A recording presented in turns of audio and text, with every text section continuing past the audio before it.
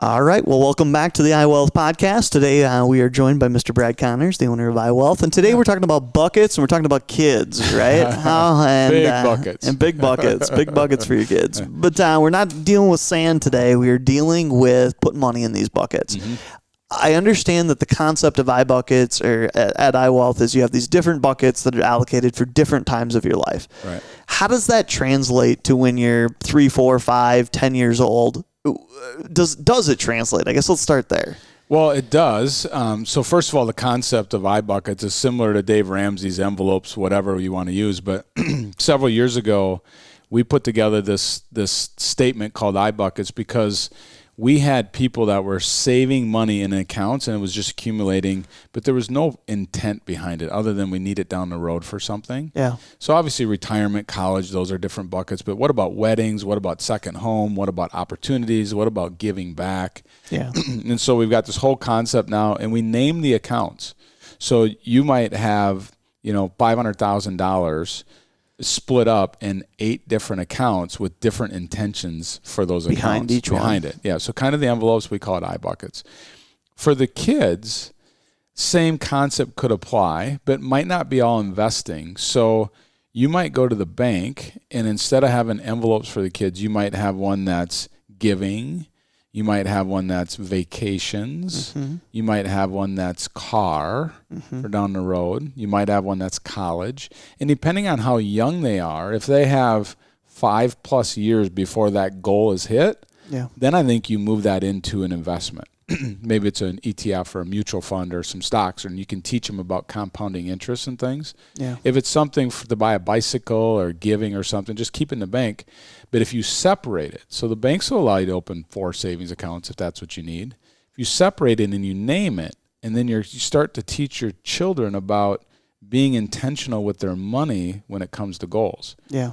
Then when it comes to buy the bike, or whatever the goal is, go to the bank and they make them take out cash and hang on to the cash. And then walk into the store to buy it and have them count out and learn counting out money and making change and getting money back, that kind of thing. So it's not just gone into the ether. Yeah. I mean, I remember taking Corbin into the Lego store and making him go all by himself to the counter to pay for it. Mm-hmm. But talking through the process, like this is $39. How much are you going to give him? How much should you get back in return? That kind of thing. Don't get ripped off, even though they're not bad people, but it's your money.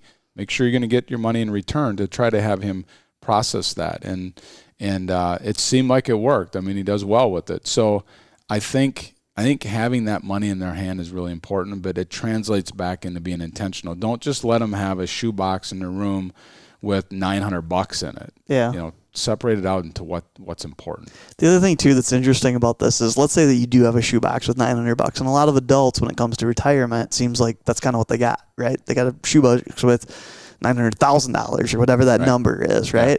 And then when the lake house comes up for sale, instead of, if it's in buckets, it feels like it's allocated a little bit for the kid's wedding, a little bit for the trip that we were going to take. Well, now when the lake house comes up for sale, that's $800,000.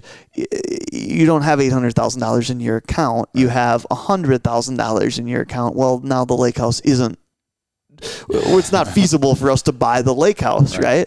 But if you have it all in one bucket, the same way, like if you're a little kid, you got $900 in your shoebox there. Mm-hmm. Well, if the Lego site comes up for $800, you have $800, even though part of that should be saved for college and part of that should be saved for whatever. Yeah. Adults are really no different than the little kids. You're right. And I'm not sure that we have any more willpower.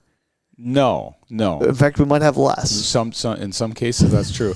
I've seen it the opposite too, Matt, where we've had people that have saved for retirement have more than enough to do what they want.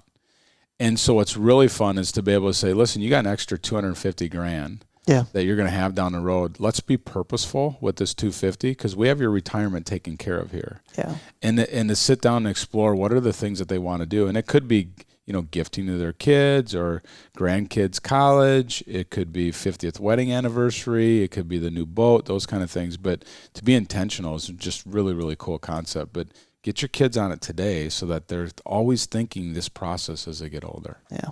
Very cool. Well, thank you. And we'll see you back here next time. You bet.